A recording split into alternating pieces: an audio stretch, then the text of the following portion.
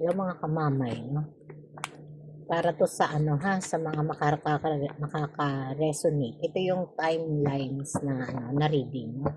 Ano ang mangyayari sa relasyon namin ng partner ko. Kung yung mga may partner dyan, ha? Hindi ito para sa mga single pa, ha? Sa mga may partner na. Okay po, no? Umpisahan na natin.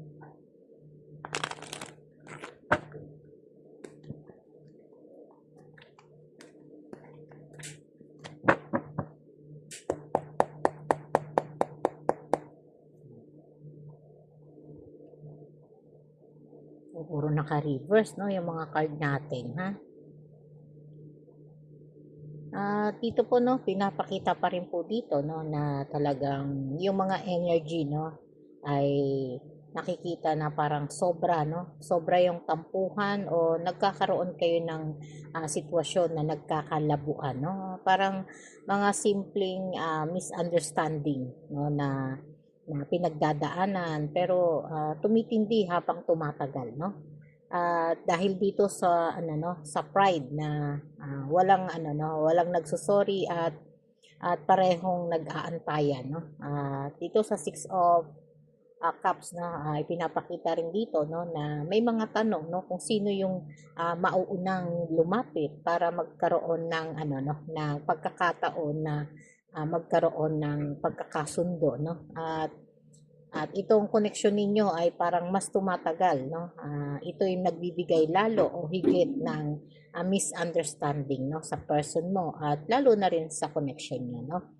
At ngayon nagdudulot, no, o nagkakaroon, no, ng mga pagdududa na kasi, no, parang itong emosyon na to, no, ay nagbibigay pa rin po, no, ng sitwasyon ng walang kasiguraduhan, no? Nagbukas pa tayo ng card.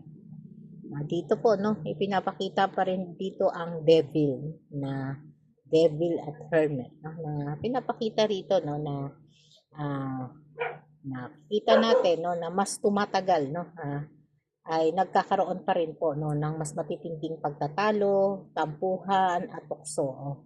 At mas tumataas yung pagdududa. Pagdududa kasi parang feeling mo may pagbabago po, no? May pagbabago na nangyayari po, no? Na di naman lang, no? Di man lang niya kayang ano, kayang simulan, no, na magbigay ng dahilan o ng effort dito sa connection, no, na meron kayo, ha? At napapansin mo nga, no, na parang habang tumatagal, no, lumalayo yung loob niya sa iyo, no. Laging ano, parang lagi ka na lang naghihintay, no, ng mga hakbangin niya o ng oras niya, no, para mapansin ka, no. Pero sabi nga ng Two of Wands, no, ito yung sitwasyon na nagbibigay po talaga ng dahilan, no, na parang kahit naka-online siya, no, ay parang wala pong pagkilos, no, parang dumadating lang sa time na nagsisina lang siya, no.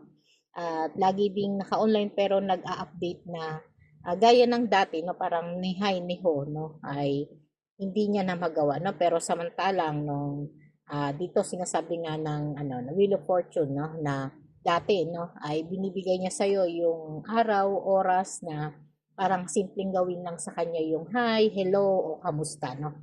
Pero ngayon parang wala na pong update o pagbabago dito sa connection na meron kayo, no. Kaya ito yung hinahanap mo, no. Hinahanap, no, kasi dati, no, parang pati pagkain mo, no, ay napapansin niya kung kamusta ka na, no, pero ngayon, nag-overthinking ka na tuloy, no, na parang feeling mo may ibang nangyayari, no, o may iba na siyang kausap o ka-chat, no. Ito yung mga past day na parang pinagdaanan niyo po, no, na nangyayari po sa relasyon ninyo, no. At huhugot pa tayo ng ibang card, no, para mas makita yung mga mangyayari po, no, kung ito ay magkakaroon, no, ng pagbabago sa connection na meron kayo. Ito po, no.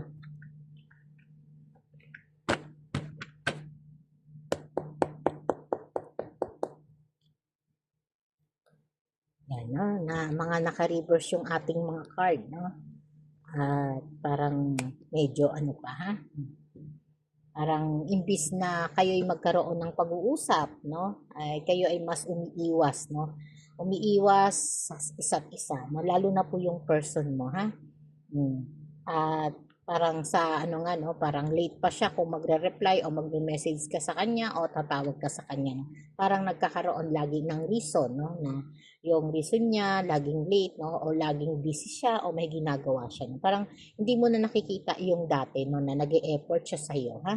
Yung effort na dati nagbibigay ng dahilan para mas maramdaman mo o ma-feel na importante ka sa kanya, no? Pero ngayon napakarami mo ng tanong, no, na lagi na lang siyang busy, no? At parang may iba na siyang ano, no, mga kinakausap sa kanyang ano, no, sa kanyang sitwasyon o sa kanyang kalagayan, no?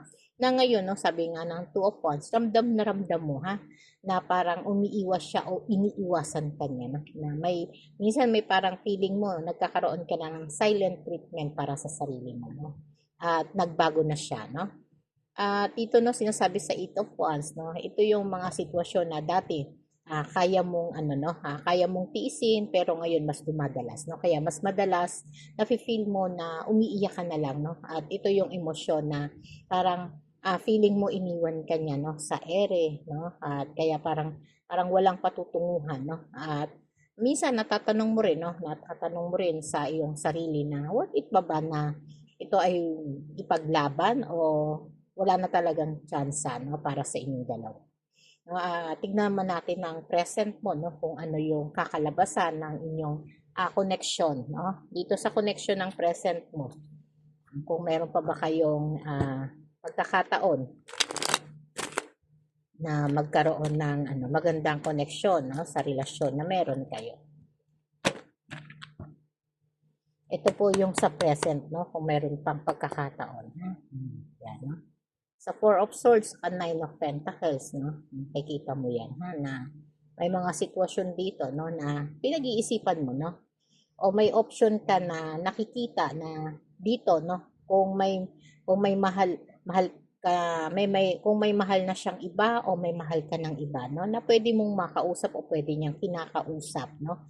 Ikaw yung nag-e-effort, no? Kung mas madalas, no, na nagkakaroon ng pagkakasundo, no, sa inyong dalawa, no, ikaw yung nag-e-effort kasi wala siyang planong isuko yung pride niya, no, o aminin o i-admit sa sarili niya na mali siya, no, kaya ikaw, no, ikaw ang nag-e-effort o ikaw ang laging gumagawa ng paraan para kayo magkaroon ng pag-uusap, connection, no. At dito sa connection na to, no, parang nasasaktan ka, no, pag ikaw yung gumagawa lagi ng paraan, no. Kaya dito po, no, sinasabi pa rin po, no, na talaga doon siya nag-uumpisa na maging masaya, no, pag ikaw na yung nag-e-effort, no. Pero syempre masaya siya pero ikaw parang hindi mo nakikita yung effort niya kaya hindi ka ganoon kasaya, no. At parang ikaw yung inaako mo yung lahat ng pagkakamali at pagkakasala, no. Kaya dumadating sa time na nagkakaroon kayo ng misunderstanding, no, na kahit pareho naman kayong may mali, no, parang ikaw pa rin, no, ang nasabi nga dito, no, sa Ten of Wands, no, parang ikaw lahat ang may daladala, no, ng mga consequence o ng mga nangyayari, no, sa relasyon at connection na meron kayo, no. Kaya dito parang sinasabi, no, na talagang worth it pa ba, no, na talagang maging kayo pa, no, kasi pinapakita po sa card na to, no, parang ang dami mo nang tinitiis, no, kaya pag-isipan, ha. Pag-isipang mabuti kung ano yung mga pwede ninyong pag-usapan, pwedeng ayusin, no? Pag-ayusin dito sa connection na meron kayo, no? At ito po, no, nakikita pa rin natin, no, na talagang dito po, no, nakikita ko pa rin, no, na may mga sitwasyon na parang gusto niyang mag-sorry pero syempre ayaw niya po, no, na isuko yung pride niya, no. At naaayos lang ito pag kayo na ay wala na sa plano niya, no, na parang ang sitwasyon niya parang hinahayaan niya na lang, no, na magkaroon kayo ng connection kung gusto mo, kung ayaw niya di wala siyang magagawa, no, wala kang magagawa, no, at ikaw yung magsusorry talaga, ha, sa sitwasyon na to, no. Kaya ipinapakita pa rin po dito sa Nine of Wands, no, na minsan, no, parang gusto mo nang makipaghiwalay, no? At dito sa paghihiwalay na iniisip mo, no, parang gusto mong ituloy, no, na maghiwalay kayo, no? At minsan, sinatanong mo yung sarili mo, tatagal pa ba ako sa ganitong koneksyon na parang puro na lang ako ang nag-a-adjust, no? At puro na lang ako ang nagkakaroon ng dahilan, no? Para parang masyado ng toxic yung connection namin, no?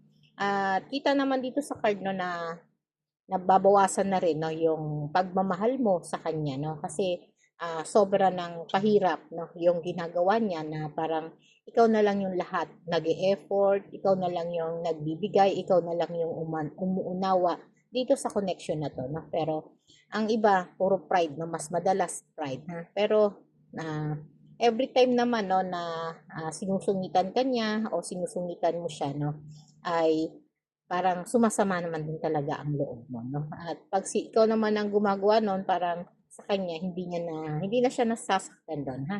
At doon na lang nauuwi, no? Kaya umiiyak ka na lang pag ng patago, no? At para magkaroon lang kayo ng maayos na pag-uusap, no? Sabi nga talaga namang ikaw yung laging magtitiis o mag-a-adjust dito sa connection na to, no? Na sobrang mahirap, no? At na mahirap na, sobrang hirap na, no? After ng ilang araw, no? Tapos babalik pa rin kayo sa dati, no? Kaya parang sa'yo, normal at yeah, ayaw mo na, no? Ayaw mo na, parang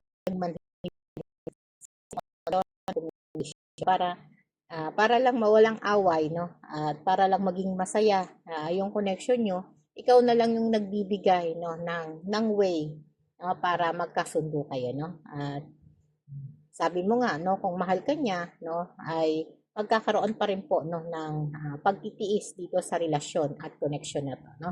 Kaya pag-isipang mabuti, ha? Kung hindi na masaya sa connection meron kayo, no, ikaw na yung magdesisyon, no, hindi pa ulit-ulit, ha? Okay po, salamat po.